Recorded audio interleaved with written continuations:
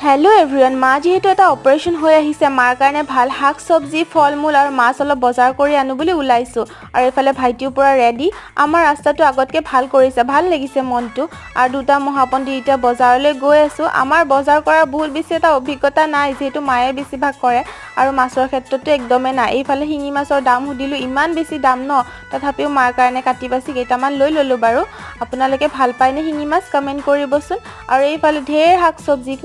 কোনটো নল এনেকুৱা লাগিছে আৰু জুই চাই দাম এইফালে তাৰ মাজতে কেইটামান বাছি খুচি লৈ ললো বাৰু আৰু এইফালে এতিয়া ফলমূল অলপমান ল বুলি আহিছো বেদানা লৈ ললো মাৰ যেহেতু ব্লাডটো কমি আছে বেদানা ললো আৰু এইফালে নাকফল নেকি হেতু অলপমান লৈ ললো আৰু একদমমান বস্তু লব লগা আছিল ঘৰৰ কাৰণে বুলি যেনেকৈ দালি চাউল এখিনো বজাৰ কৰি ললো এইকেদিন বজাৰৰ পালটো আমাৰে পৰিছে আৰু তাৰ পিছত ভাইটি বলে কিবা ফাষ্ট ফুড খাও লাগিলে তাৰ কাৰণে অলপমান ফাষ্ট ফুড লবলৈ আহি গলো আৰু বজাৰ কৰি মেলি হৈ গল ঘৰলৈ আহিলো আজিলে বাই